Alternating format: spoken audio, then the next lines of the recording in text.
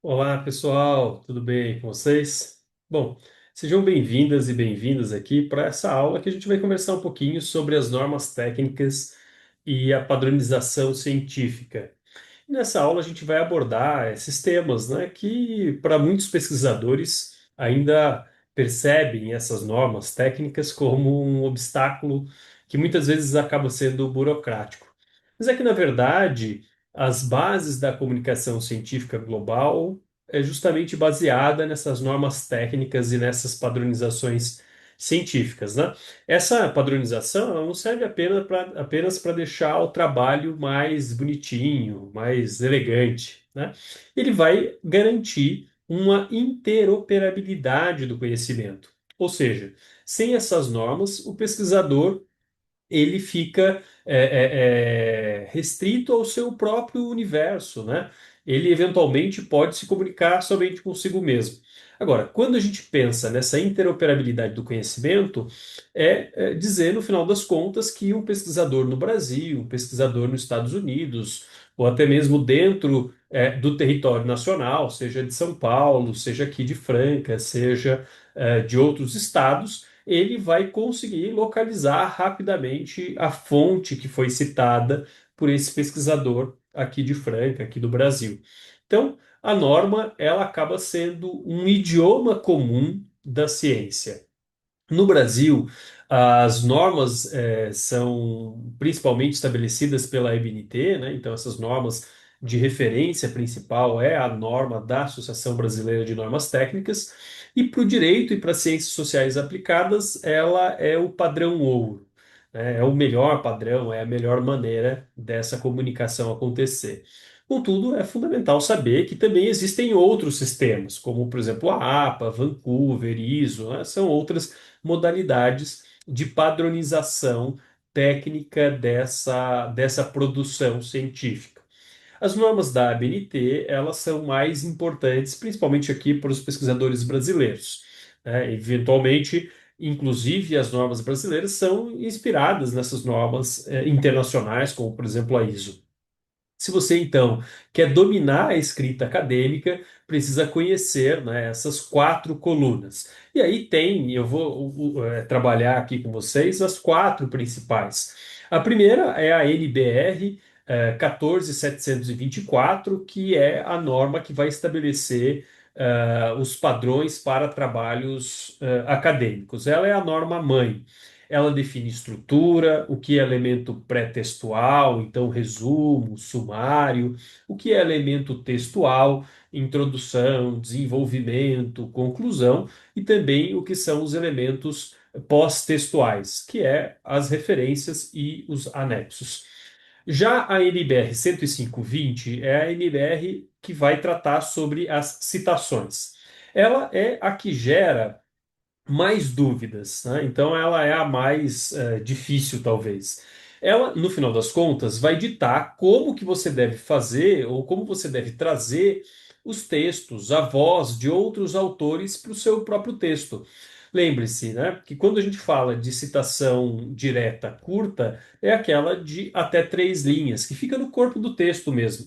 E tem aquelas que são chamadas de citações diretas longas em que tem mais de 3 linhas e ela tem o recuo de 4 centímetros e a fonte menor do que a fonte do texto.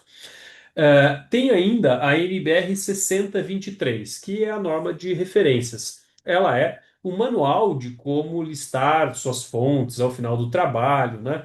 O sobrenome do autor vem em caixa alta, né? O título em negrito, geralmente, a cidade, a editora, o ano de produção. E também os links. E também a gente não pode esquecer, né, que além do link precisa estar lá constando a data de acesso.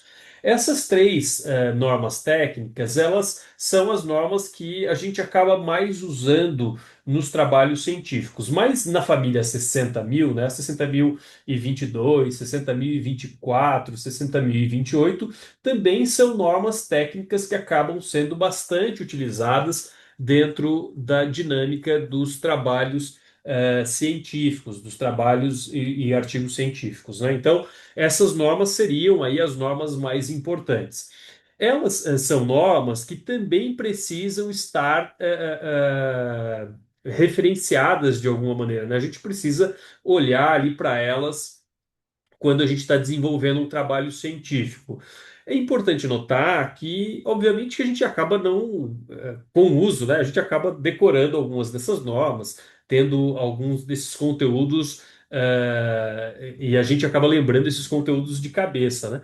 Mas no final das contas, o importante de se notar é o seguinte: vale a pena ter esses referenciais sempre à mão, né? Se a gente colocar lá no Google, por exemplo, NBR 10520, 6023, que são uma das normas de referência e de citação, a gente vai encontrar ela facilmente, né, em PDF aí disponível na internet. Mas vale lembrar também que o manual do aluno para trabalho de conclusão de curso da FDF foi recentemente atualizado, então ele também está bastante alinhado a todas essas alterações. É importante a gente ficar sempre de olho nessas normas, né? Porque essas normas técnicas acabam sofrendo, vez ou outra, uma atualização, uma alteração. E aí, ela é de aplicação imediata, a gente precisa estar atento a ela dentro dos nossos trabalhos, né? Na elaboração dos nossos trabalhos. E ela está super atualizada. Aliás, o manual do aluno disponível no portal da FDF está super atualizado com essas mudanças mais recentes que tivemos no ano de 2025 e 2024, principalmente relativo a 105.20, 60.23 e também a 14.724, né, que é a norma de trabalhos acadêmicos. Então, a gente teve aí essas atualizações recentes e vale a pena conferir lá no manual do aluno essa dinâmica e esses conteúdos, né?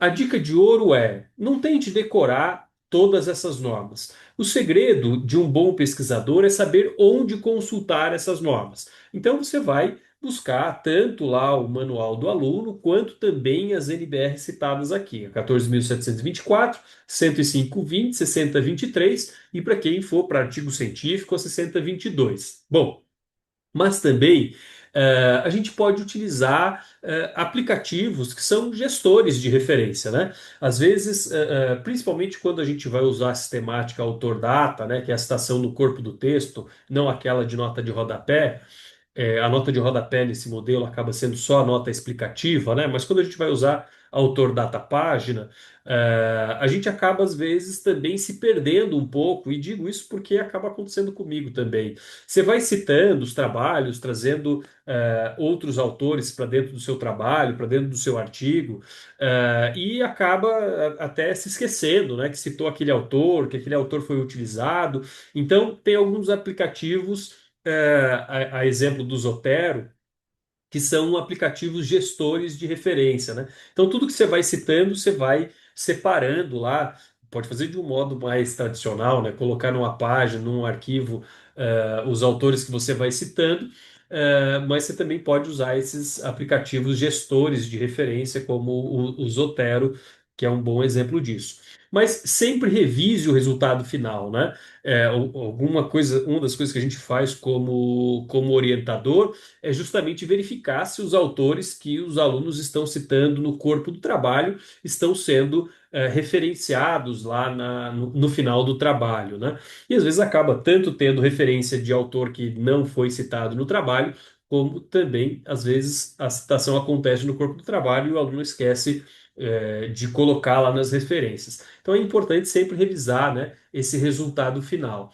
A norma técnica, ela é um selo de qualidade que vai dizer, no final das contas, que ao leitor, né, que esse trabalho é sério e segue o rigor científico acadêmico. Então, a preocupação central nessa dinâmica dos trabalhos acadêmicos é justamente de que esse trabalho seja sério, que a pesquisa tenha rigor científico e tudo mais. Por isso que a gente fica preocupado efetivamente com essas normas técnicas e com essas dinâmicas, né? Então acho que essas seriam aí as principais dicas para esse momento, né?